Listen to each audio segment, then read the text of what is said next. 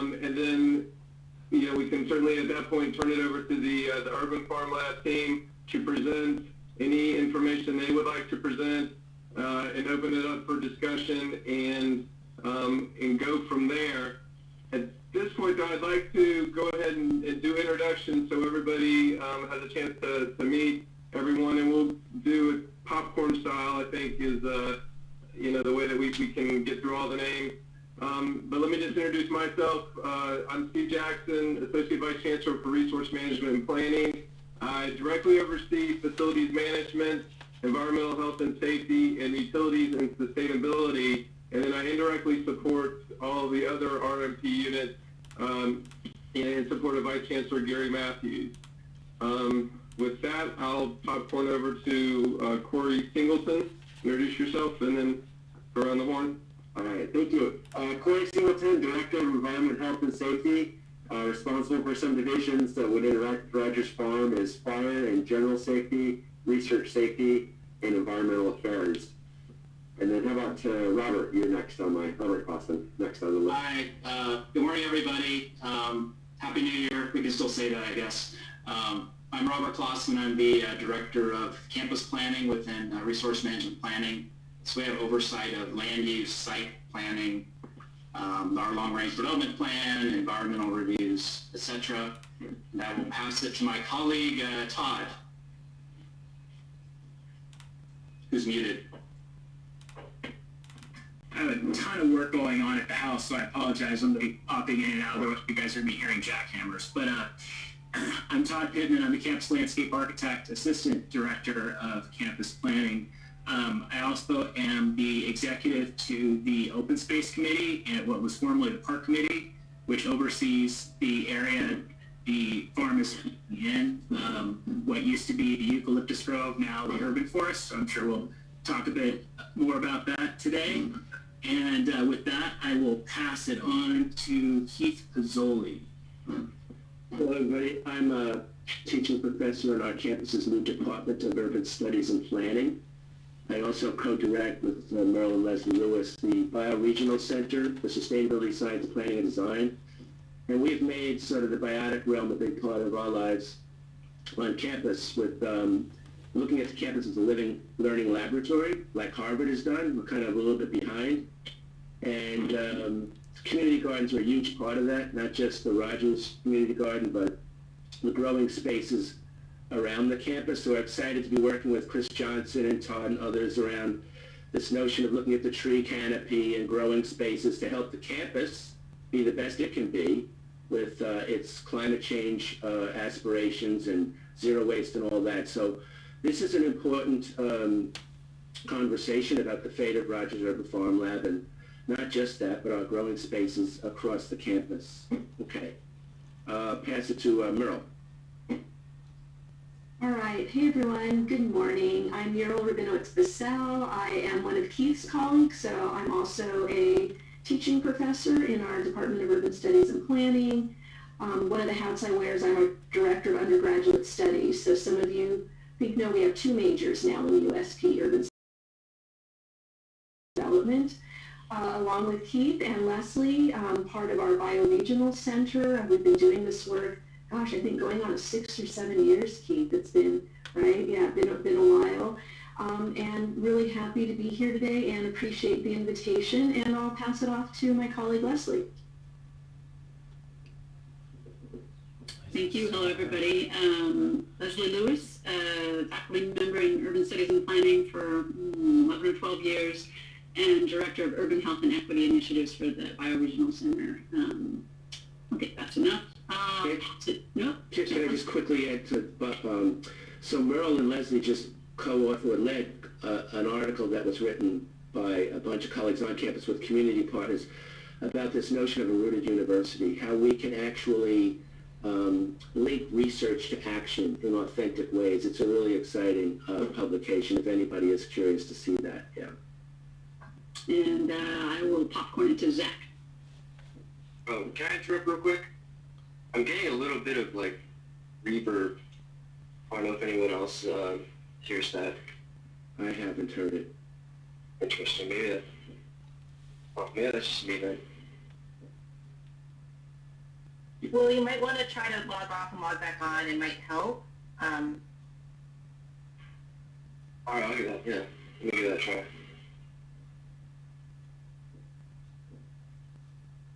Meanwhile, Zach, you there?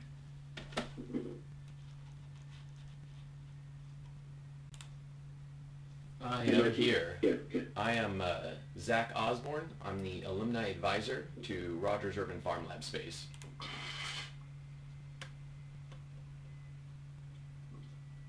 Don't forget to pass it on.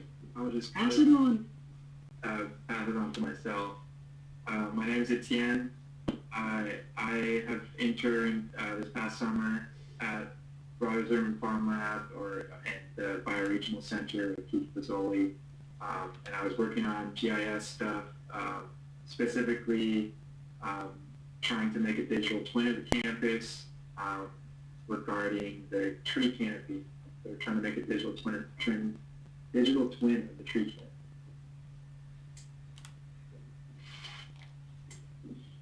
And I'll pass it off to Grant.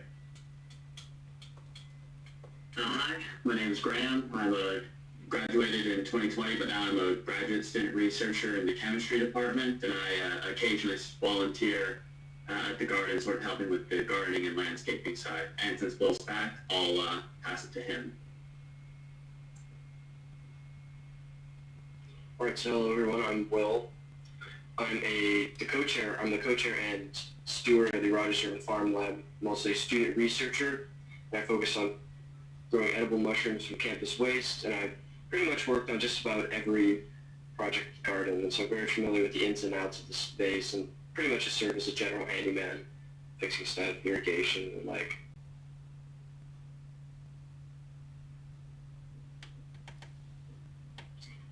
And I guess I'll pass it off to Silk.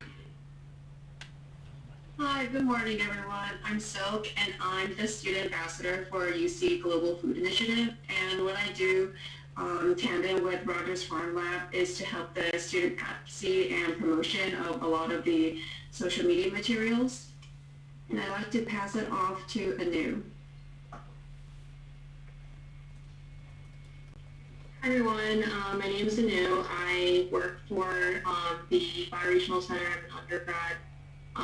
I've just been helping out with various projects here and there, learning more about the farm lab, etc. And I hope to continue / start my project with Metro Lab, working on a green infrastructure improvement district in southeastern San Diego area, this corner. And I don't know who hasn't gone yet.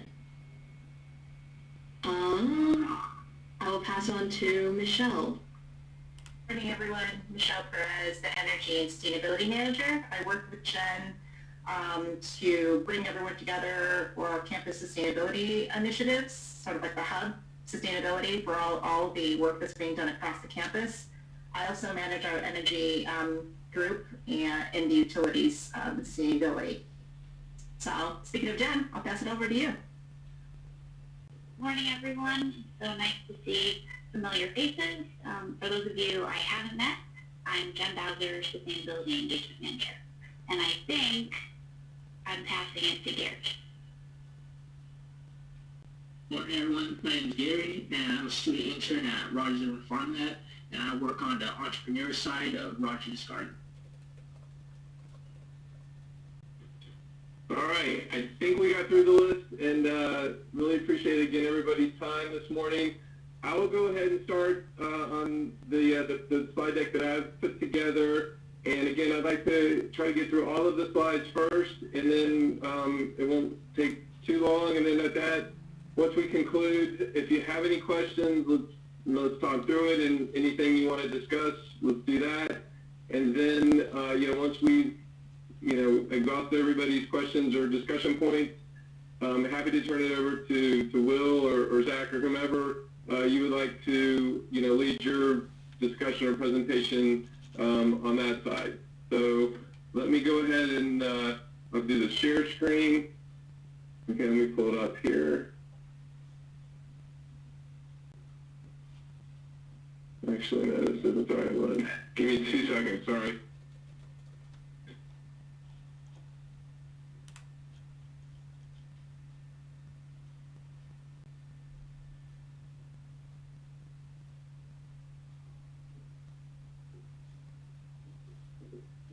Okay. Can everybody see the slide deck with today's date on it, 19 January? Yes. All right, perfect. Yeah. All right.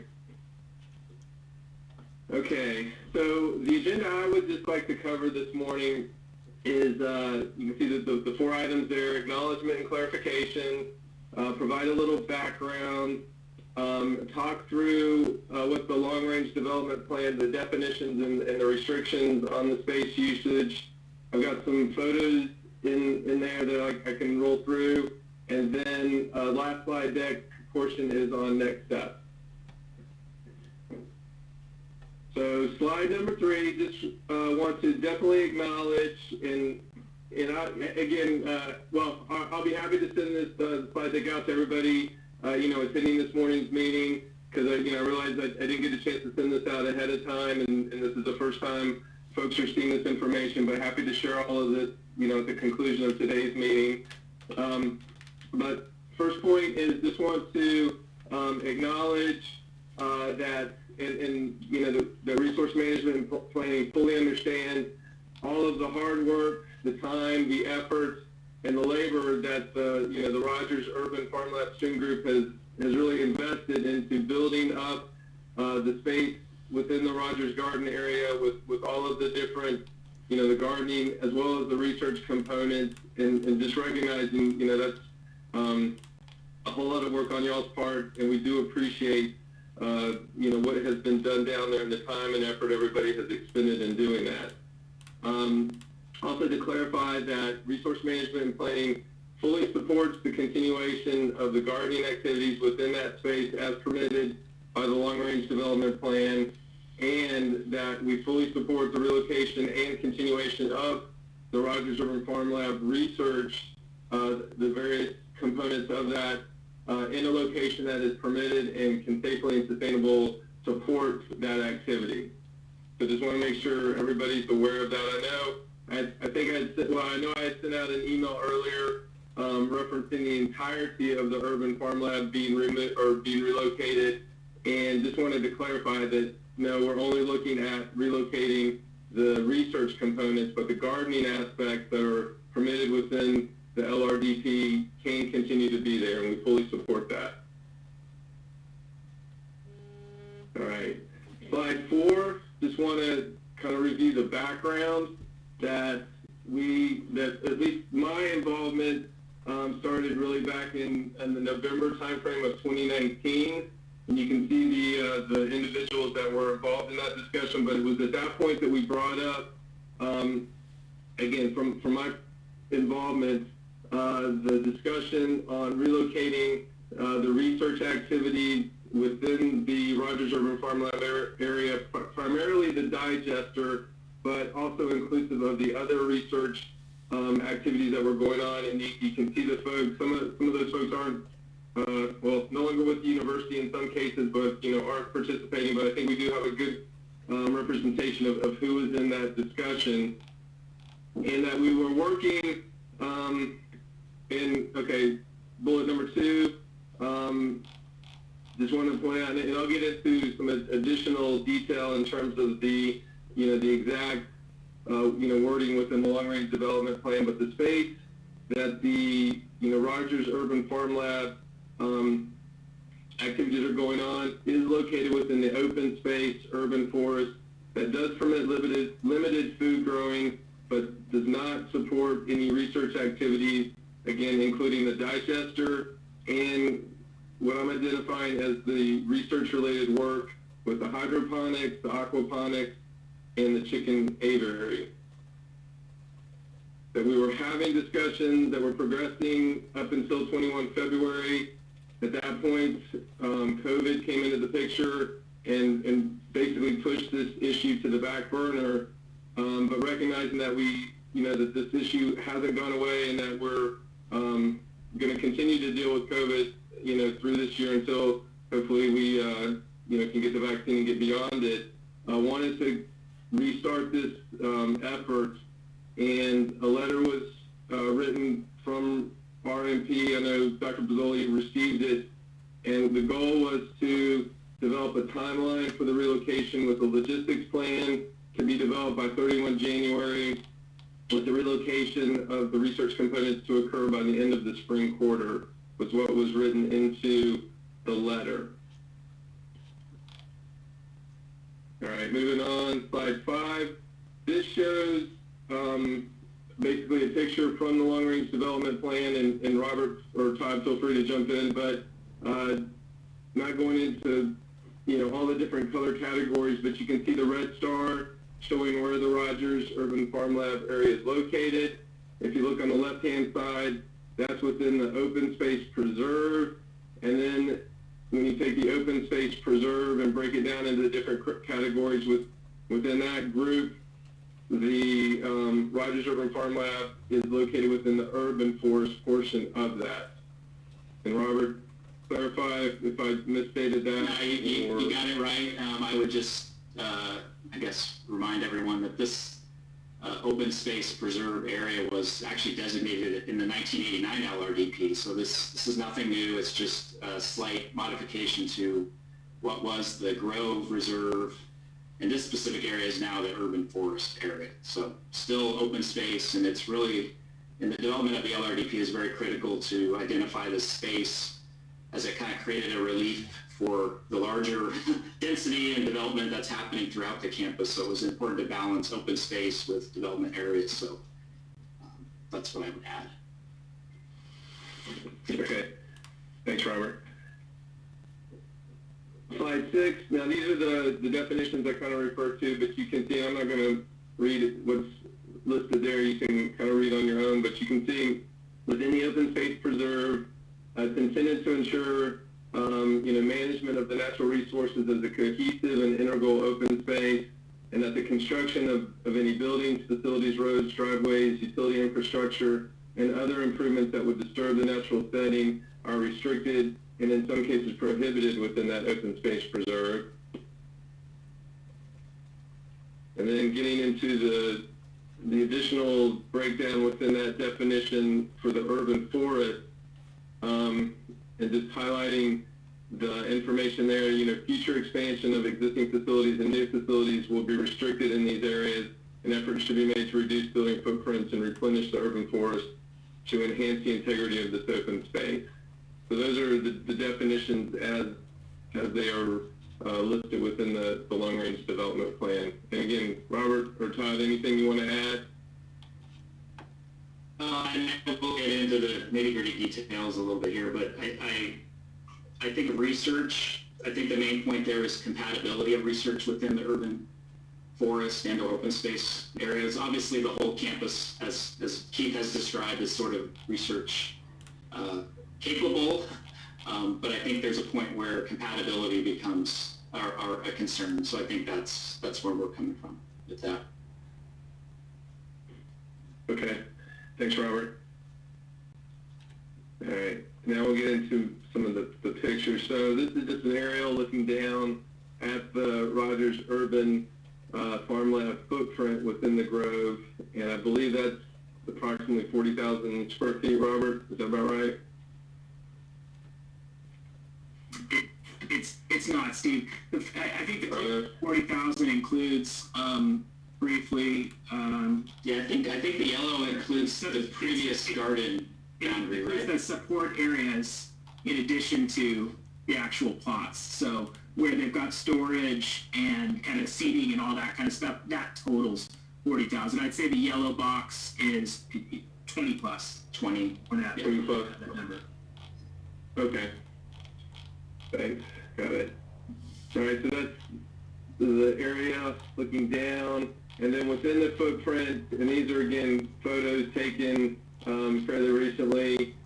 This is, I guess, looking down from the theater district, kind of down towards Gilman Road, but you can see, some of the various components of, I think, the digester, and then maybe some of the hydroponics in this section, but again, infrastructure and facility components there.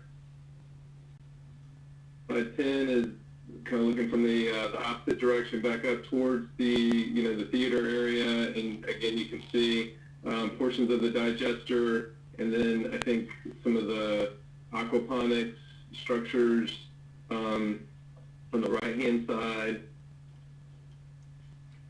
Slide 11 here is the aquaponics structure, I believe. Slide 12 is the shed type structure. It's got the solar panels on top, and I know electrical components inside that I think are supplying the electricity to the various components. This, I believe, is, and help me again, this is I think the part of the aquaponics, or is it the hydroponics? That's still aquaponics. Oh, aquaponics structure. Okay. Slide 14 is the chicken aviary spot. And then slide 12 is showing from different angles some of the other structures that are within the footprint. And the remaining photos are showing some of the accumulated materials that have been stored down in the spot, and we'll be looking to get some of these removed and cleaned as part of the housekeeping of the area. Okay, that was slide 16. This is slide 17 with more of those photos. Slide 18, and with additional photos here. 19, showing more the shots of those stored materials. And then slide 20, with, again, just re-emphasizing, the research activities that require the physical structures, utility infrastructures, are not prohibited within the open space preserve site. That the gardening and limited food growing activities are permitted as long as they don't require the improvements as noted in the open space preserve definition. And want to emphasize, again, as part of that, the housekeeping and general safety with the materials that have accumulated, that we can work together with to get removed and discarded properly or stored in appropriate locations. And then really my final slide, talking about next steps. So what I'd like to do moving forward after this discussion this morning is having follow-on discussions, to talk through these next steps. And really with the continued faculty sponsorship for the Rogers Urban Farmlab group, we can work together to finalize and submit the proposal to relocate, the research, components. And I know this was already started. This was a work in progress back in the February, 2020 timeframe, looking to relocate these to the biofield station location. And I know I've been working with planning to try to identify some additional locations as well for consideration, but we'd like to continue working, with the Farmlab group on that relocation proposal, and from that develop a logistics plan for the relocation, and like to offer that facilities management can provide some of the transport support, for that relocation. We just want to make sure that the Farmlab personnel would be the ones disconnecting, disassembling, loading, and removing those components, but that facilities management could provide the transportation to support that. Again, the disconnecting and the packaging of all the research equipment would need to be done, through the Urban Farmlab group, and that we would work with you all to schedule and complete that transport, to the location that had been identified and approved. And then we can, again, work to help coordinate the installation and connections at that approved location. That concludes my presentation. At this point, please, I'd like to open up the discussion, for any questions or any discussion on anyone's part, for any clarification that might be needed, or to discuss any of the points I brought up.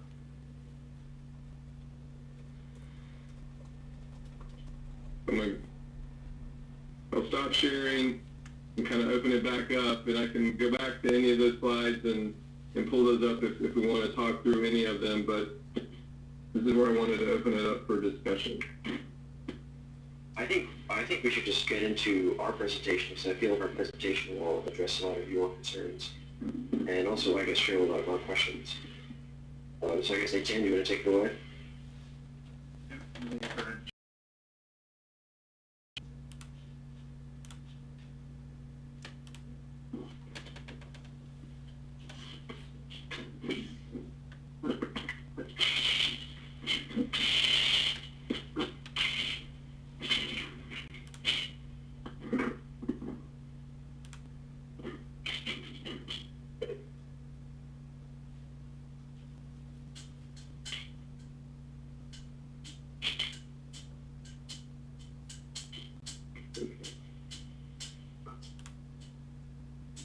You're all able to see that. Urban Farmlab. It's a neat icon. All right. So, like I said, my name is Etienne. I've been working at the garden, or volunteering, and participating at the garden for about half a year now. I just want to give you a quick outline of what we're going to talk about today. I want to go over the background of the space, the history of research in the space, talk about how what we're doing coincides with the LRDP, reasons to stay, potentially reasons to move, and safety, and then moving forward how our relationship with the university is going to continue. So I'll pass it off to Zach, give us a brief background of the space. All right. Hi, everyone. Zach Osborne, as I said before, the alumni advisor to the garden. I just want to share a very quick bit of the history of the space and how it's intersected with student work and activism over the decades. I'm not sure many know this, but between the 1960s and 80s, the space was home to the student-run coffee hut. In the early 1980s, the university attempted to convert the coffee hut into an exclusive faculty-only lounge. In protest, students rallied and rejected this attempt and refounded it and the surrounding space as the student-run and operated C.H.E Cafe and Garden Cooperative. This name was chosen for the duality of the acronym Cheap, Healthy Eats, in protest of the university's sole offering of expensive and processed food, something that decades later modern students can relate to as well. During the 1990s and 2000s, however, the C.H.E began to focus more heavily on being a music venue, while the rest of the garden space was established to become the neighborhood community garden in 2008, with a lease and organization structure agreed upon by the campus. And now we are moving forward with a new vision that unifies C.H.E, Rogers, and campus goals by establishing ourselves as a combined community garden, farm, and lab. We didn't want to create something that is already being done at a high school or community college. We want something worthy of being here at UCSD and is truly unique and innovative. And thus, Rogers Urban Farmlab was born to combine the hands-on experiential learning, the research going on at the university, and community farming all under one umbrella. We don't want to have an experience a repeat of the C.H.E.'s lease disagreement and eviction debacle several years ago.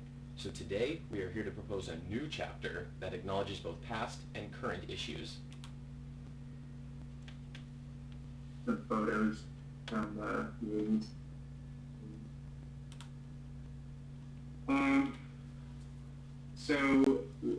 Like Zach said, we're now at a point in the history of this space where we're trying to dictate the future function of the area, and we want to ensure that the space is enjoyed for years to come and continues to be a focal point of hands-on experiential learning for the campus.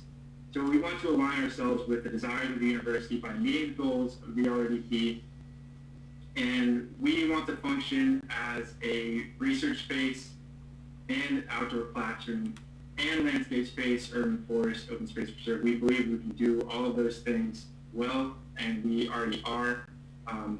I'm sure you're all very familiar with the LRDP document, but we would just want to highlight the ways in which we are meeting LRDP goals, how the current function and location of the Rogers Urban Farmlab is essential to meeting these goals. So I just want to open up with the opening statement of the LRDP. It says, to UCS San Diego aspires to establish an experimental campus, and that we must think boldly to identify and implement unprecedented solutions. And so that's what we do at Rogers Urban Farmlab, is we implement, we push the envelope of what a traditional garden is and what it can do. We view sustainability with a great sense of urgency and try to work with haste. It is not our goal to undermine the goals of the university, but to fulfill them, and it's our passion that drives us, the passion for making the world a better place. And I just want to point out that we're not going to catch up to Harvard by not pushing the boundaries of what public space and open space means and what could be done there. So let's go over some of the shared goals in the Farm Lab and the RDP. So one from page 73 of the sustainability goals, the goal is to model and promote a campus living laboratory, leveraging the many innovative sustainability research solutions for which UC San Diego is known. So we do food waste recycling, food production, computer science for agriculture comes here, and they monitor what's going on. So it's worth mentioning the interconnected nature of the project.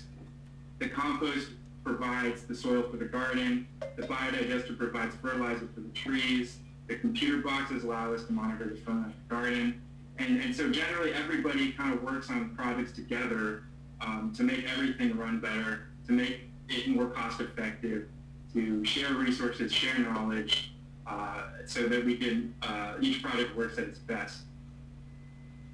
With this, so from page 74, community planning goals, enhance and incorporate outdoor spaces for gathering, collaboration, meeting, and entertainment that offer students and faculty the opportunity to interact around research and academics. So that's exactly what we do at Rogers Urban Farmlab, is we interact around research. Student groups can come here and volunteer. They can put together the projects here. It's an open sandbox for engineering and that sort of thing. Faculty send their researchers here and have supported research here in the past. Staff come here, they volunteer at their plot holders in our garden, come here to have lunch in our seating areas. We have partnered with restaurants to pick up compost. The faculty club has agreed to purchase produce from us. And like I said before, it's a place where you share knowledge, experience, food, regarding sustainability. It also functions as a maker studio and workshop. So people can come here and put things together, use our tools, build things, and it provides opportunities for student engagement, like volunteering, research opportunities. I know personally, I just stumbled upon the garden myself, and I ended up getting an internship eventually. So that's not something that's possible at the biology field station. You don't just stumble upon the biology field station. Student art projects also have been here, and like I said, it's a great gathering place to just enjoy nature. I'll pass it up to Will. He's going to tell us why we should keep research here. Thank you, Etienne. So Rogers Urban Farmlab is not only one of the oldest community gardens on campus, but it's also one of the largest community gardens on campus, which basically allows us to kind of serve as a hub for knowledge, tools, materials for a lot of the other student gardens on campus. And so that basically means we get to, serve as a place where, serve as a central hub for these other gardens, and we believe that by restricting this open access of the space, this would severely limit such engagement and pretty much end the democratization of science and research on the campus. And we want to kind of emphasize that we are a free space where students can come and get engaged in not only traditional community gardening, but also take a simple project and turn it into something that is integrated with 21st century technology. Next slide. Rogers Urban Farmlab, we believe, is an ideal location because it's located very close to a lot of the student residences. I myself lived in Ravel College my first year, and I also just stumbled upon the garden, just exploring the area. So it's only about a 5-10 minute walk from the Ravel residences, but it's not too close, say, in the case of other gardens on campus, like Ellie's Garden, where it's located pretty much adjacent to the student residences. So this basically gives us the opportunity to engage in projects that are on a much bigger scale and a little bit more rigorous. We also have access to roads, which allows us to bring in materials, supplies, food waste drop-off, and we have quite a bit of research installations, but also rooted fruit trees that have been growing for quite a few years now. So we believe that such a relocation would be very, very time-consuming and very expensive and potentially harmful to a lot of the plants and installations that we have installed. Next slide. So as you can see, the biology field it's only accessible through one road. It's protected by a lock fence. So this would pretty much be the end of student research engagement with the space. Next slide. So, as some of you may know, Enid Partika and I won the MIT Lemelson Prize for our very work in anaerobic digestion. And so, since I stumbled upon the garden just maybe my first or second year, just as a normal student volunteer, and I gradually got more involved with student projects and eventually started working on the anaerobic digester, which ultimately led to winning this prize with fellow CNI fellow Enid Partika. And this very same research and work on anaerobic digestion basically led Impact Bioenergy, which is the company that was contracted by the campus to install one of their biodigesters at the new North Torrey Pines Living and Learning Community. And they basically reached out to us based on our experience with anaerobic digestion at the current space. So this wouldn't have been possible without Rogers being located in the space, or Rogers and its research elements located in the space it is currently. So I'm going to pass it off to A10. He's going to talk a little bit more about our safety.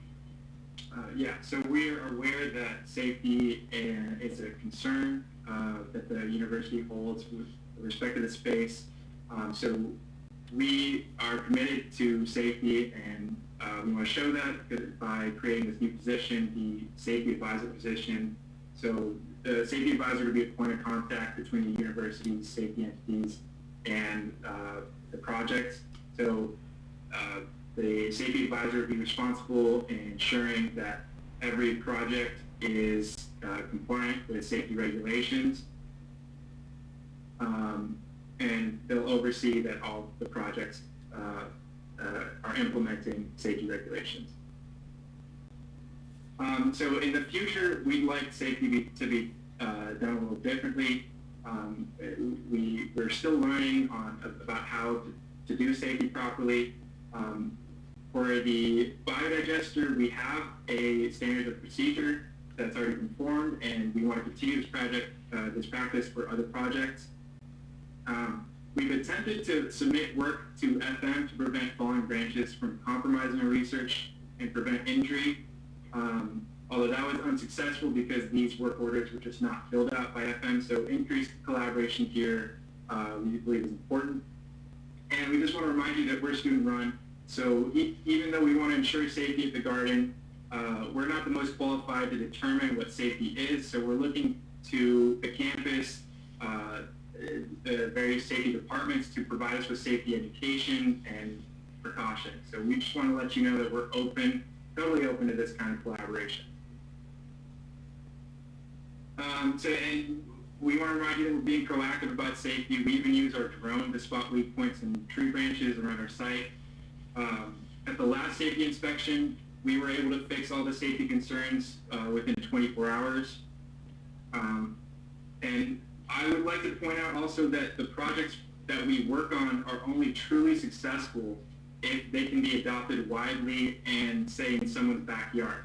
So we're not doing anything or we don't have any intentions of working on anything with extremely high temperatures, hazardous chemicals, pressurized gas. Ideally, our projects can be operated safely by almost anyone. And that being said, what we'd like to see from the campus is a list of regulations for us to comply with, clear definitions about safety regulations, and increased communication in general with planning and environmental health and safety. And we'll definitely use the publicly available checklists like the HNS Fire Safety Code, and we'll implement emergency procedures for each project in the Farm Lab. We understand and respect the planning of the space, and we know that eucalyptus are part of the character at UCSD, but we don't find them appealing, and we would rather plant productive, easy to maintain fruit trees in the spaces that have been cleared. The branches fall all the time, and honestly, I think it's arguable that the eucalyptus trees are the most dangerous thing in the garden at any given moment. So ultimately, you guys have the final say for the land usage, but we protest the eucalyptus for their biological incompatibility with the native fauna. So what we envision is a 100-tree food forest in the recently cleared area that will be planted entirely with student and volunteer labor. The space could function as an auditorium, lecture hall, gathering space, and like a snack bar where you can come and pick a fruit on your way to class. This is like a very rough rendering of our vision for this space. It would cost nothing for the university for it to be implemented because we would use our funds and our grants. The logs could be low-cost seating, and there's potential for a solar-powered speaker system enabling larger-scale events to happen in the space. And this would be modeled after the open-air classrooms currently being developed for the pandemic. I don't know anything of anything like this, and the clearing that has been opened up by the recent construction provides a great opportunity to do something exciting and experimental. And so moving forward, we want to know how to make everyone happy. We want to keep doing what we're doing because we feel like it's important and necessary, and it fits in with what UCSD is all about. And we just want to know what list of regulations we need to comply with in order to continue what we're doing and not make anybody upset and stay safe and everything. So I just want to thank you guys for having this meeting with us. Stop sharing.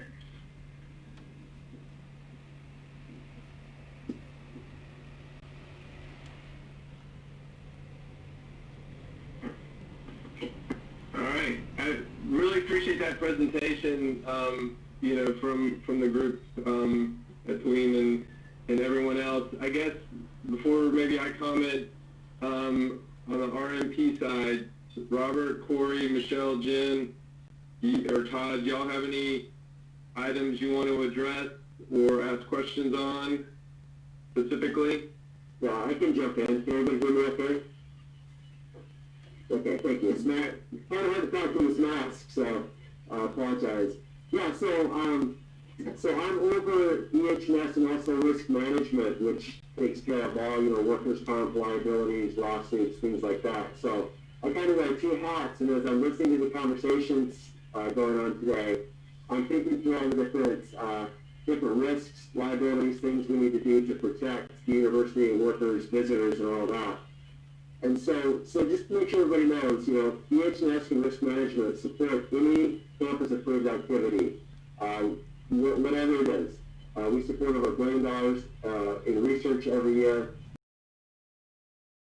If it's approved, and we support it, you can look to us as someone to help you navigate all of the regulations and also mitigate a lot of liabilities. UCSD, the property we're on, is one of the most heavily regulated pieces of property in the county. And so I think as people learn about UCSD and how to operate on the property, it can be very surprising how many regulations there are, how much restrictions there are, things like that. You know, we're a former military site, so there's restrictions just based on land use from that we have to work through. So I just wanted to go through real quickly some of the things that I've heard, so I can relate back to what kind of groups you would be working with you from EH&S. We've got about 8 different divisions that would probably all tie into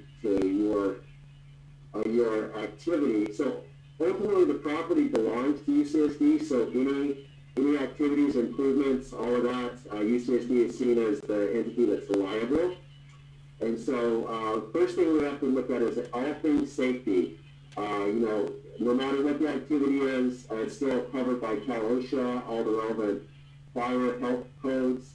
And also, the county has something called CUPA, which is our inspectors that do any kind of chemical use on campus. They're very aggressive. We've done quite a lot of work with them in the past. They typically come, they'll have like a 6-week inspection of campus, so anyone using chemicals gets inspected by them. The other part is the liability. And, you know, when we think about that is who do we send our safety reports to in management, whether on the academic side or other sides, so people are aware of what's happening and can support the operation to mitigate risk. And that really also means who pays fines and violations and lawsuits. So unfortunately, the university has violations from the county, you know, not every year, but sometimes. We have injuries that involve fines from Cal OSHA, litigation fines, and also lawsuits. And so that's paid through by the department. And so that's part of our, when we try to build a program, is who is responsible. So for example, right now there's an injury on campus that's involving an $18,000 fine from Cal OSHA, about $25,000 so far in litigation, and possibly a lawsuit from the injured person. All that's paid by somebody, not at the university level. So that's part of kind of building this program, is to make vice chancellors, chairs, department chairs, whoever aware that you are liable for these programs, and so we need to do whatever we need to do to make things safe. One of the biggest ways to get a project shut down is to have a pre-involved lawsuit that can be from actually a pretty small injury. So I think one of the risks that we need to focus on is visitors, volunteers, employees, all those kind of risks to make sure that we really minimize the chance for injuries. Once there's an injury, you know, Cal OSHA or other groups can just take over. It really can be very expensive and very time consuming. And then the operation, if it's deemed unsafe, really needs to stop. Otherwise, we'll just continue with that liability. So the different groups you would see from EH&S would be any sort of research would involve research safety. We have research safety specialists will come out, kind of build a lab roster, do trainings and inspections. Anytime you are producing, eating, selling food, that will go through our general safety group or our health inspector, who permits and inspections. Anytime there's animals on campus, I'm sure you're well aware of Aquaponics and animal care. We also have our pest control group that works with rodents and predator mitigations, so we need to get that group involved. Any use of chemicals would go through both environmental affairs and research safety. Again, the CUPA, which is the county, it's actually the state lets the county do the state inspections for San Diego to make sure there's no violations for CUPA. Again, it's a very aggressive group. Our general safety group, again, for any Cal OSHA trainings. You know, there's things like use of chemicals require, you know, eye wash, down showers, and things like that need to be in there. And then for liabilities, risk management is going to cover, you know, we have, I think, 46 different insurance policies right now. That group covers all of that. So the processes need to be known and cataloged for risk management so that they can provide adequate insurance coverage, liability protection, things like that. Anytime there's structures or instruction that happens, that'll be inspected by the fire safety group. That's to make sure that fire egress, things like that are okay, since education's held to a much higher standard. Anytime there's any discharge of water in any method or any kind of discharge to air, we have that, but discharge to water with both our environmental affairs group. We have a water specialist that her job is just all about water discharge. We're very heavily regulated for water discharge.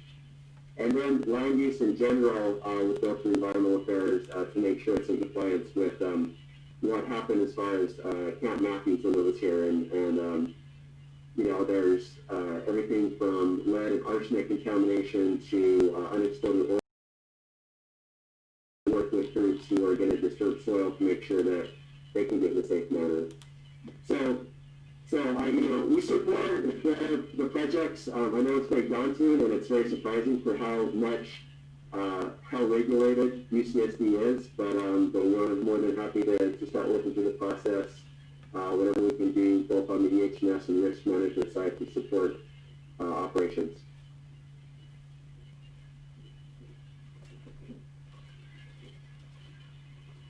All right, thanks, Corey. Any questions on a lot of the information that Corey provided? That was a lot, sorry. Can I have a question? Okay, go. So I would just like to know about the specific research-related injury we're talking about, and is that injury anything that could potentially happen with the aquaponics, hydroponics, or even the anaerobic digester? Okay, the injury that happened is a worker lost the end of one of their fingers, and that's then. Anytime someone is that's considered serious injury. Anytime somebody is injured seriously through Cal-OSHA, basically the employer is looking at getting a serious violation. The Cal-OSHA's opinion is if you injure someone, injuries are preventable. If you injure someone, there's a failure somewhere. And with that failure, then depending on how big the failure is considered, comes fines and then potential lawsuits. So that's what that one's about. But those, you know, just kind of the nature of, I think, Rogers Farm, there's potential for serious, injuries. You know, you work the street fall on somebody could get cut, somebody could get electrocuted. So those are the kind of things that you need to really try to mitigate. You know, chemical splash in the eye, that's an immediate serious injury. So there's a lot of things we can do to start mitigating a lot of the risks.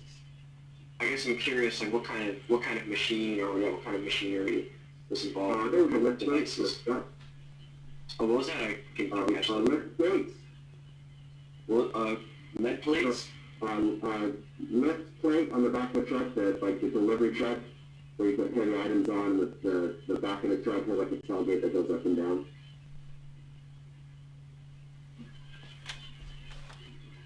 Thank you. Well, I guess it sounds like we should set up a meeting with you guys and make sure that we're going to be going in the right direction. Yeah, and I think what would be helpful is, you know, one thing that happens with EH&S is, you know, it's kind of like UCSD. Somebody thinks UCSD is all just kind of one entity, but there's hundreds of entities. EH&S is kind of the same way. We have multiple different divisions. And so it's very common for someone to talk to one person from EH&S, say like in food inspection, and then feel that they talk to everybody. So it's really good to have this meeting that I can get all the different division, you know, leaders together to meet and kind of walk the space and think about it from a general safety perspective. You have to find some things research perspective. So yeah, there's quite a lot. So yeah, we're very happy to, you know, we feel like we're consultants to the community and can basically lay out the risks and liabilities and how to mitigate them and what's required by law. So Steve, I'm gathering some thoughts. I have a question, a suggestion, but I'd really rather wait until maybe the end and others have had a chance to, because what Corey just did for us, I found oddly uplifting in a way. I mean, Corey, unbelievable. When I hear the way you talk, I think in terms of the multiple intersecting research agendas that are laid down in there. It's really great. And so that there's this awareness and these layers. I don't find it daunting. I see it as opportunities. But I'll share, I have some thoughts, a question and a suggestion, but maybe after others have had a chance to chime in as well. All right, thank you, I appreciate that. And like, you know, our mission really is to, you know, we consider ourselves consultants, we don't consider ourselves punitive, but we do have to make sure that we protect the liabilities and protect people's safety. But yeah, it's very much, in our opinion, a very collaborative effort, because with $1 billion of research every year, people are doing everything under the sun, and so we're always trying to come up with creative effectively and continue the mission of the university. And we feel in good hands in that respect. Yes, thank you. Great, thank you. And can I just add, and I think Todd wants to have, but related to what Corey does, I just want to kind of chime in and say that from a land use perspective, we would only feel comfortable with solution that meets safety regulations and all the things that Corey had mentioned. So, we sort of dovetail and work very closely together to try to, within constraints, right, identify where our opportunities, where our potentials, how do we really lay this out. So we're not kind of separate silos, but, I think you kind of get the idea that there's a lot of regulation that goes into this. And it's not just land use planning, right? It's sort of just, is it appropriate? Does it make sense? My thought here is you guys are sort of a victim of your own success. You've done such amazing things there. I think it's expanded to a scale and a magnitude that from my perspective is sort of conflicting with the land use and with what we believe that space should be. So I think some of the things I heard from you are right on, like garden. Eucalyptus are not required in that space. I'll also point out urban forests can be planted with different species. So we are more than willing to look at that. I think the idea of a hub makes total sense, but I would also venture to guess that there are opportunities for a distributed model, just like you pointed out with the North Torrey Pines Living and Learning. So I think our approach would be, how can we maintain the hub, the idea that students can come there and learn, but it's not necessarily that everything has to happen in that space. I think that's where we're sort of trying to figure out how can we resolve that issue, and or other locations may be more supportive of some of this research in a safer, more secured way that I think meets some of Corey's objectives at the same time, and all of the whatever 8 or 9 different groups that look at this. So at a very high level, that's how I'm looking at this, and we're more than willing to work with you all and figure out what makes the most sense without any, we haven't made any firm conclusions, as to what that looks like, but it sounds like we all have parts and pieces that we can contribute. So that's what I have to say, and I really appreciate your presentation, and I love that you're tying it to the LRDP, and I think you guys, that was really, pieces out of it. So I really appreciate that. And thanks to Keith, because you had we pushed the you had a lot of help. You helped us a lot with that. So anyway, that's all I'll say, and maybe Todd wants to jump in on the space. Yeah, Robert stole a bit of my thunder. I wanted to be the one who said that you didn't have to plant eucalyptus. Thanks, Robert. Anyway, I wanted to add maybe some nuance to the conversation in regard to that space in particular. I always feel compelled to tell people, especially this group, I've actually been working with the groups that have been gardening back there. I was the planner who was involved with that neighborhood community garden that Zach referenced at the beginning. I actually wrote that approval at one point, 2008. I think I wrote a few before that, actually. But just for background, my background was in environmental horticulture at Cal Poly, so the types of stuff that you guys are doing back there are things that are near and dear to me. Really, open space generally is near and dear to me as a landscape architect. So I wanted just to kind of throw some nuance on some things. So like Robert, I'm just thrilled that people are reading the LRDP or the open space master planning study, or where several of those quotes came from. I always joke that the 7 planners in the office read those, and then occasionally some other folks that can really make them. But it's really cool just to be seeing them used, to be totally honest. So one of the things I wanted to mention is that a lot of times the definitions and the terminology in terms of the goals of open space, they vary depending on what type of open spaces we're talking about. It's like the ball and chain of landscape architecture, trying to describe to people what open spaces are, because people don't always understand what you're talking about when you say an open space. It seems very kind of non-concrete. But there are different types of open spaces. So in particular, that urban forest, part of the whole idea of the open space preserve is kind of a pause.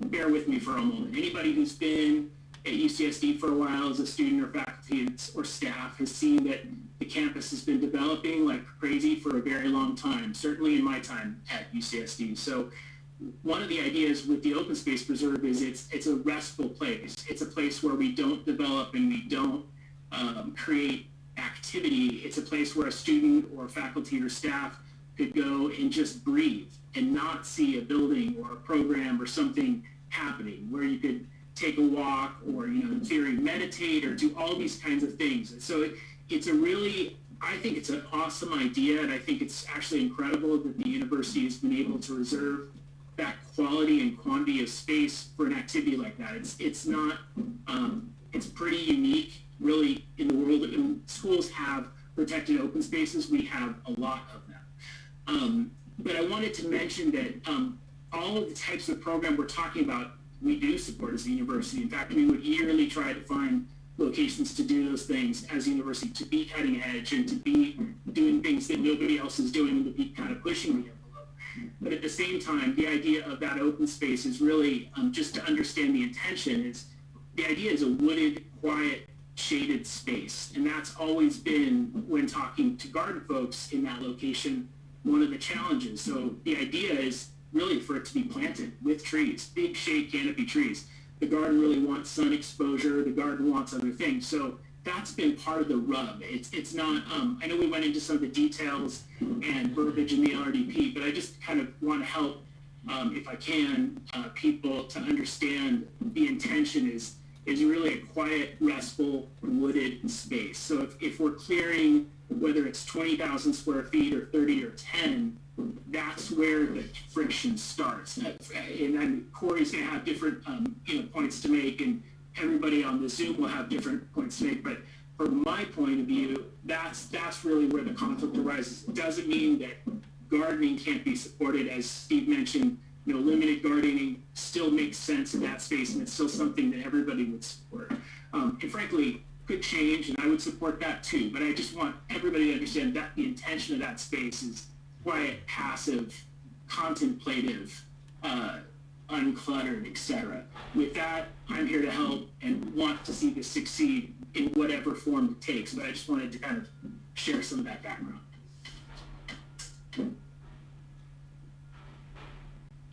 All right. Hey, thank you very much, Robert and Todd. Any questions or thoughts or comments to what Robert and Todd put forth? I have two clarifying questions for Corey and Robert. I'd like to begin first by Corey. So from what I gather from the conversation that we're having, which I think the general consensus is we do want to prioritize safety. Like, that's unnegotiable, that's unquestionable. So, and I agree with that. So from your professional standpoint, the safety violations, all the measures that you kindly explained for us in detail, is that unfixable, that the farm has to be relocated? Or do you think there's an option for us that it can be resolved together as we discuss and prioritize safety? Because if I can include a suggestion, the OSHA training that you mentioned can also be part of professional development and an opportunity for students to really enrich their professional training as future scholars and researchers. So do you think it's something that we can come to a conclusion together to still keep the farm and to work on the safety measures, or is that something like that's a driving factor as to why the farm has to go, is my clarifying question. I think so. There's been only a few research endeavors that we just couldn't support, and that was, one was a group that was building their own rocket fuel. They're actually building it in their off-site residence and then transporting it to campus and then trying to transport it to the desert. There's all kinds of Department of Transportation regulations that we just couldn't meet for that. So that was one that we just had to say, you can't make pounds and pounds of rocket fuel in your kitchen, then bring it to campus, put it in the UC vehicle, and try to drive out in the desert. So, but those are few and far between. Yeah. So in my head, there's two different ways, health and safety person can go about things. And one is I can throw so many things at a project I don't want to have happen that just kind of overwhelms it. We'll never ever get through 400 permits and all these, things. But that's not what I'm here for. I'm here to help in any way I can for, research endeavors to go forward. So, so one thing that was really confusing, I think, to our fire inspectors, and I'll kind of talk about this why we need everyone working together, is everything that fire marshal or fire inspector does is based on zoning. And buildings are built based. So a hospital where you have incapacitated patients has very, very strict fire standards because you have people that can't get out if they could. A little lower than that is like a hotel where people can be asleep, drunk, whatever, and are unfamiliar. And so then education has its own zoning. So how, we've got to work with Robert's group is then to understand, first of all, I understand how is this zoned, and once it's zoned, then we can come up with specifications that would meet how it needs to be built. So that was kind of a first hurdle that we faced with this. So when I look at, what goes on out at Rogers Farm, I want to reduce the liability first and foremost for anyone being injured. And then the second is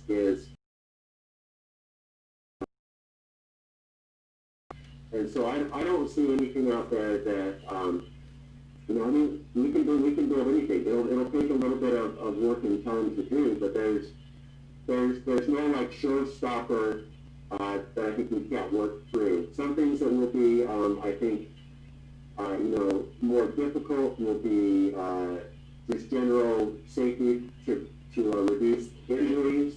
And that's going to come through, the use of chemicals, tools, that'll go through trainings, things like that, electrical hazards, those kind of things. But I don't see any showstopper out there. I mean, there might be, as people are talking, I don't know if you considered other space on campus or how that could fit in, or if Robert's group and Todd's group could say, you might find a better, well-suited area over here, over there, wherever. So it might make sense to move some operations to some other places. But I think safety-wise, I think we can make things work. The one issue is with food, for producing food and then selling food. There's, especially poultry, there's a lot that goes in on that side. So, and those are some federal regulations that go into that as well. But so it's just kind of a lot of work. So I think a lot of meetings just to sit down and say, hey, here's what we want to do. We'll do our best not to make it overly burdensome. That's not our point at all. So I think that when we work with research groups, I think, like Keith had said, it feels daunting, but it's not. It's sort of hopeful in that we can show here's what we need to do, and we're here to help make it go forward. Thank you for that answer. So, do you think that, I don't want to schedule anything, but in the future, Robert, you and all the advisors for Rogers and like everyone that could be part of the conversation could like come down and like in the future talk about specific ways that we can really restructure the safety measures at the farm happening? Yeah, absolutely. Yeah, we're here all the time. So yeah, we prefer not to delay any health and safety stuff too. So the sooner the collective group can decide what direction they're going, the better for us. Mm-hmm. My biggest concern is really electrical at this point, just because it's an outside location. You also, for liability, it's open, so anybody can wander up to it. A non-affiliate can just wander in and try to seek shelter and, force open a door and get into things. We get sued quite often. We're a very big target. We've got about $15 million in pending lawsuits at any time on campus. And so we defend them, but, if it becomes a complicated, litigious, process, the department pays for that. But just so everyone's aware, an open space like this, my concerns are, one, someone gets injured, or two, you have some non-affiliate that can show up, get into some space, and then see the university. And that's, you would be amazed at what kind of, what kind of things people sue us for. they're mostly not successful, but we get sued for everything all the time. I think the thing that maybe again needs to be discussed here is that the rub here is structures, right? And I think Steve alluded to it early on. I worry a little bit that the kinds of things that would need to be done, for example, to make it safe, would actually be antithetical to the land use. So I'm not trying to be the bearer of bad news, but structures are the issue. So if we have shed structures, shade houses, cold houses, greenhouses, that's where we run into problems from the land use designation.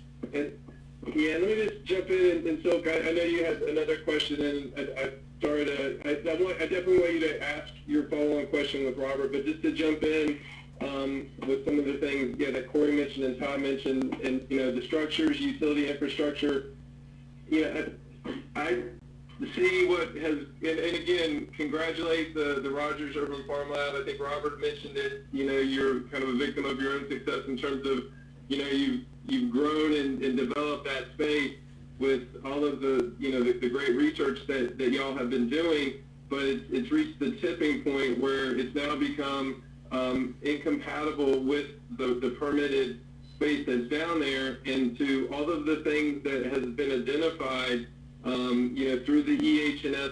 inspection that was conducted. Again, we definitely want to address those things in the near term, but I really do not feel, I feel like it has evolved, everything that's in that space has evolved over time, and it hasn't evolved in terms of the right process, in that it's been evolving kind of in contradiction to what the space is permitted for. If the space were or had been, if the classification or categorization of the space were different and it had evolved kind of in lockstep, if that space had been permitted for research activities, everything that had been built down there would have been done in accordance with the process, of the university in terms of building structures and putting in utility infrastructure and monitoring, managing research, so that all of the things that has been identified and that Corey described would have already been,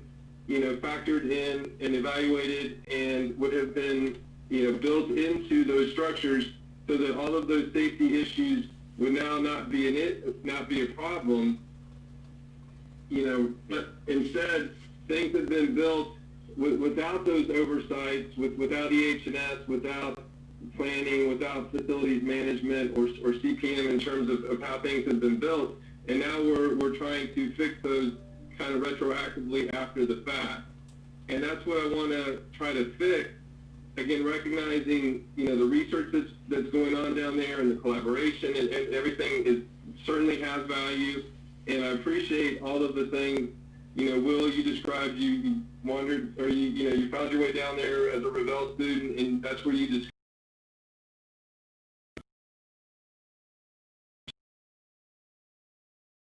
in locations that are, again, safe and that can sustain this. To Corey's point, right now, any transient could wander into that space and do a whole lot of damage, to themselves or to the university if they decided to start a little fire. And, I just am concerned about the safety risks as well, and I want to get those taken care of in the short term, and then, and again, in the long term, want to move in a direction to support the research in locations where they can be, safely and sustainably conducted. So sorry, I just wanted to push that information out. So please ask your follow-on question. I guess I'd like to ask, does that mean we could hypothetically change the designation of the space from urban forest to maybe some sort of special designation that does permit research, basically by going to the academic senate and having them ratify our plan? Well, land use changes to the LRDP would typically go to the office of the president or the regents, so it would be a much larger approval. And so that would be the process for that. which is not simple. There would have to be a lot of justification, and exactly what Steve and Corey had mentioned, this would have to be legitimized as a research use. So it's not out of the realm of possibility, but it would be complicated. I want to add one more safety piece, just so we're all aware that there's also the ADA, accessibility, and disability, and if I don't know how we even thought about that or addressed that, but I know that'd be another risk area that Corey's group would look at, which is really important, right, from student safety. So throw that out. So I see we only have about 10 minutes left, Steve. I want to make sure we give everybody else a chance to chime in, and then I'd like to give some sort of context and raise a question as well. Can I respond? Can I just respond real quick? Oh yeah, we are more than prepared to go to University Office of the President. We have GFI fellows here. Enid Partigo herself, she was a carbon neutrality initiative. So we feel like we are very much involved, and we have can get a lot of backing from the Office of the President, because those two programs, GFI and CNI, are both initiatives fielded by UCOP in itself. So we are more than prepared to go through whatever red tape we need to go to, if this is a definite possibility. I can comment on that. That's something I was thinking of commenting on too. But so, did you have another question? Yeah, I have one quick question to Robert. I know you mentioned briefly that all the experiential learning happening at R.U.F. doesn't not everything has to happen in that space.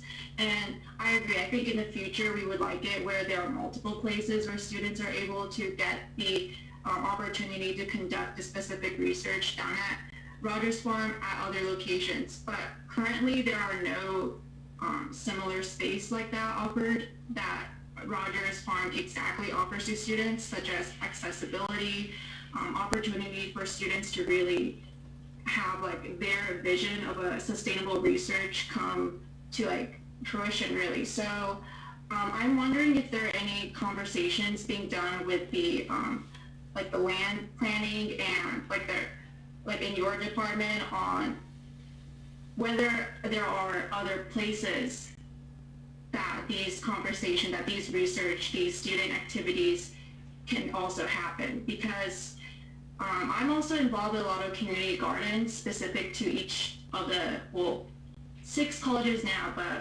hopefully all the 7 colleges in the future.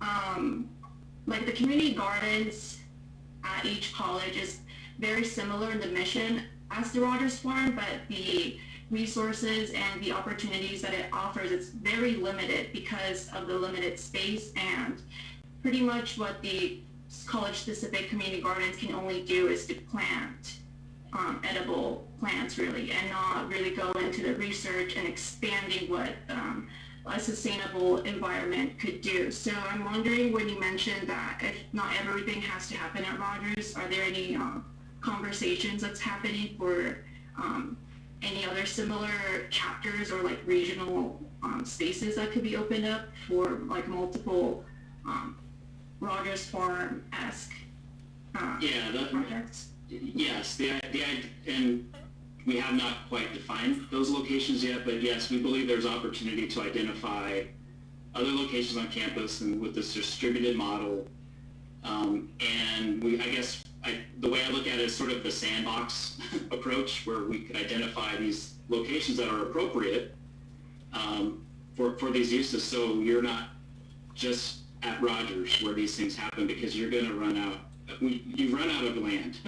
And I would also just add that we are running out of land. So it is a little bit of a challenge, but we're more than willing to, again, work with you all and figure out where those appropriate locations would be. We have some ideas, some thoughts. We talked about the biofield station as an example. We felt that met a lot of the needs. Obviously, locationally, I think we'd have to have a conversation around that. The campus is large, totally understand that. But we feel that model would work in identifying those appropriate locations. And if I could chime in at this point, because we're running out of time. So Robert, having you as a kindred soul in planning is so terrific. And Silk, to give one example of what Robert was just talking about, we do have an initiative called the Triton Tree Trust, in which students have been mapping the tree canopy, but not just that. Also this notion of edible landscapes. And so, Mike Hogan and Chris Johnson, these folks really begin to look at the matrix of the campus, the in-between spaces. And Mike, for instance, Robert, was telling me about this 100-foot buffer around some of the buildings that buttress the canyons, that those spaces have to be maintained anyway already, and they just have whatever junk species in there. Those could be intentionally thought through as edible, what have you. So there is a lot that can be done for the matrix. But if I could just sort of say just a couple of words context and then actually ask a question and suggest next steps. It's unequivocally the case that the excellence of the research that has been going on in Rogers Urban Farmlab is fantastic for so many reasons. And I think the students that just presented made it clear. I should also note that there's a clear linkage between what's happening at Rogers, or at least there was, to the Ocean View growing grounds. So whatever we do in terms of research on campus then goes to this space behind me where there's efforts in low-income disadvantaged communities, environmental justice communities, to do the right thing with respect to food security, water and energy security. So let's not lose sight of that. And the Rogers Urban Farmlab, that space is kind of, to some extent, got a public face too, with respect to this engagement that happens. So my affection for that space and carrying forward that space should be clear in the dozen micro grants that we've managed, the tours that have been done there, and so forth. But there's one word that really jumps out for me that I think this all anchors on, and Robert, you mentioned it, and it's research compatibility. So what we have to figure out, what is best for the students, for the campus, for the communities of which we belong to, where does this kind of activity belong? Now, I actually thought, and this leads to my question, is that the C.H.E, if there was some sort of communication with that organization, because there's buildings there and structures there, whether that might be possible to sort of configure some of that space to be part of it. We have to come back to it. That's one thing that we consider. I just want to give one other point that gets to what Will was, Will is saying that changing the land use, getting the UCOP, University Office of the President, involved. That's a possibility. I would want to know whether, upon looking at the campus as a whole, we can find other places without having to do that. I think the biology field station, for reasons that were described, probably don't work. And let me tell you, we put a lot of effort into that. We created a proposal, a lot of thought went into it. We presented it to the people in charge of the biology field station, and it's locked down. And the concern about genetic purity in the seed stock that they grow for their experiments just isn't going to commingle with this. It's not compatible. SIO is another possibility. I don't know where that stands now, but there was a building that could potentially be housing this stuff. But then you get this issue of what I think it was Zach said, or Will, discovering the space by walkthrough. So these are the issues, I think, the next steps. It's the compatibility question, but it's also location and governance and liability. Because as a faculty advisor to that space, I've become overwhelmed with it. And I've had help from good colleagues too, but our department doesn't want to get, in the red for having to defend some liability. So those issues are very real, and the way you laid it out, Corey, was very good. But we have some allies. I just want to end with this. So who's on the scene? Is this just a student group? No. As vital as student leaders are, they come and go. They graduate. So we need to be thinking about a transcendent value of that space and build into a transition planning for the student group and the governance of that. But these are our allies. I think Will or somebody, Etienne mentioned UCGFI. Our campus has funding to build a hub, and it's called the Food Systems Research and Development Hub. Every campus, all 10 campuses are doing this, and we're kind of leading the charge in a certain sort of way. We also have MetroLab, Anu mentioned MetroLab, in which we have some funding to think about what we're doing on campus with the food, energy, water, security trilemma research, our campus is a mini city, how we're dealing with all this. Metro Lab wants to see us bring that out into maybe possibly creating, for instance, green infrastructure equity improvement districts. That was a thing that came up yesterday in the Martin Luther King celebration of community work being done to deal with racism and climate change. It's fantastic. So we have this Metro Lab relationship. We got the UCGFI food systems. We also have NSF grants, NIEHS grant. We are now renewing a grant in which we could do edible plant tissue testing and soil testing on campus. And we have done that already. And some of the students at Rogers Urban Farmlab have made that a project of theirs where they've collected soil samples. And we could track that and do that for the university. So I'll end with that. And then the question is there any possibility to weave the C.H.E. into this equation so that we're not just talking about this bifurcated space? And I'm happy to hear the presentation the students gave mentioned the C.H.E. because there's a little bit of a cultural clash there with more STEM-oriented student sort of research and technology, you know, butting up against more of a critical race theory, humanities kind of thing. I thought from the beginning that merging those would be a beautiful thing. So the question is there a way of working without colonizing that space? God forbid, if C.H.E. ever felt that they were being taken over or, you know, they were bending to the will of some other, there has going to be a unity there. Leave that aside. The space itself, because it has roofs and structure and electricity, some of the built structures under the rubric of that area. Because I do believe maintaining the integrity of that area as accessible to people, if all the liability issues are worked out, and some of those experiments are able to happen there, that would be the ideal. Don't know whether that's possible. The thought that came to me is C.H.E. So does anybody care to, I guess Robert or what's the deal with that? Is that a possibility or is that off the table? Well, they have some courtyard spaces, but I would venture to guess that would complicate things. You know, I mean, we don't want to create confrontations around this necessarily because we think there's a lot of things we've been talking about today that I believe we're in alignment with. And I think our push is to get the garden back to what kind of was originally envisioned there. Definitely it can be identified as a location, a hub, a place where students can venture out.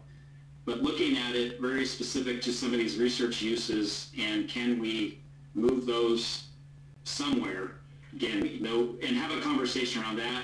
There may be opportunities at C.H.E., but my opinion on this is that could complicate it a little bit. But then again, we have students here, and maybe you know your relationships are much different than we'll just say administration's conversations there. So I just would want to be careful about that. But you know, if students want to approach that, can I point out one thing real quick? So the C.H.E. Cafe actually only occupies about one half the building. That'd be the east wing of their building. That's primarily where they have their kitchen. They do music concerts there.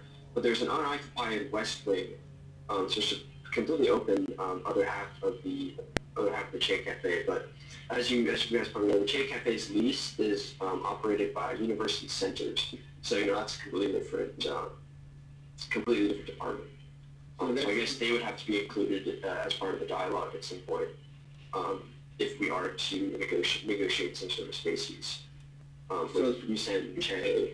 ourselves. So I mean, we're beginning to sort of rack up some options here, but Robert, you had mentioned you thought there was a couple of other locations you thought might work. Are you able to name what those are? Or? Well, I mean, this conversation helped kind of think maybe a little bit broader about locations. I know we thought about SIO. I'm not exactly sure where that location was, but you know, SIO has potential. We were thinking Biofield Station, again, that's very complicated, so I think we learned a little bit there as to locations. So I wouldn't say anything specific at this point without having, you know, a little more conversation. with just a little footnote with the SIO connection as a kind of affirmation of the wonderful research that students have done. Dimitri, who's a scientist at SIO, does environmental research, wants to morph the biodigester into something that can microbially biodigest plastics, which would be a huge step forward. And right, so there's and he thinks he can do it with this Rube Goldberg kind of operation. Anyway, I'm going to stop talking. All righty. Well, and I know we've gone over the time limit. I really do appreciate everybody's time this morning, getting together for this discussion. Next steps. So, immediately I will send out my slide deck to everybody who's on the, who participated in today's meeting, so everybody has that information. I think we'll need to schedule, it'll be more of a working group meeting, but like to pull, Robert, Todd, and, look at other site options for consideration, and hopefully, I don't want to commit necessarily to when we might be ready for that, but it will be within the next week or two, so that we can continue this discussion, and I think, continue to work together to come up with, a workable solution. We will also, I'd like to schedule a site visit to address the, the inspection, the safety inspection that was done, and make sure that we're addressing all of those items that were identified. I know, Will, I think you had said that those got taken care of, or, y'all feel like you've addressed them. Want to make sure, they were addressed to EH&S's satisfaction. So we'll be sending out probably a smaller site meeting invite, and we'll work with you, I guess, to identify who we want to include so that we can meet on site. Again, we'll practice social distancing and everything else, but I do want to make sure that every item that was identified does get addressed to EH&S's satisfaction. I see that as a real immediate near-term thing to complete, in parallel to working, towards identifying alternative sites and continuing, to work together on that front. So does that sound good to everyone? Yeah. Or is there anything you'd like to add in? Okay. Before we break, so since Merle and Leslie kindly joined and they're associate directors of our bioregional, into a new public engagement building, so a lot of what we're trying to do is build these kinds of opportunities. If either of them wanted to just say a word before we head for the hills. Not to put you on the spot. No? Okay, so we're good. Well, I just want to say something. We'll definitely be looking out for this meeting that you're trying to schedule, but just on the note of what the space is defined as, we are trying to redefine it. That's the entire point, is that we're trying to redefine what open space can be.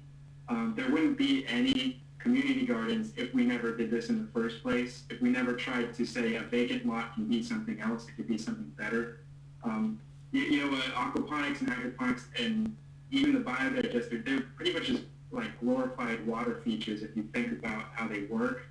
And so I understand your caution and precaution, but we want to make sure that you understand what we're trying to do. And if you envision a city of the future, no offense to landscaping, but landscaping is very important, and it's part of what we do at the garden.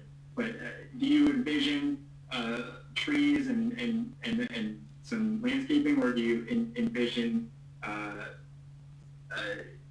food production and something a little more experimental? And that's just what I want to leave you guys with.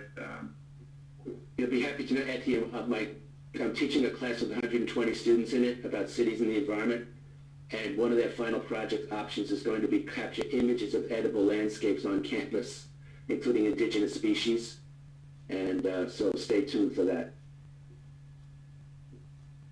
All right, thank you very much, Dr. Pazzoli, and I appreciate your point. And again, everyone, I just appreciate your time this morning and appreciate the really good discussion, and look forward to working together, and more to follow. So thank you all very much, and have a good, safe day. Take care.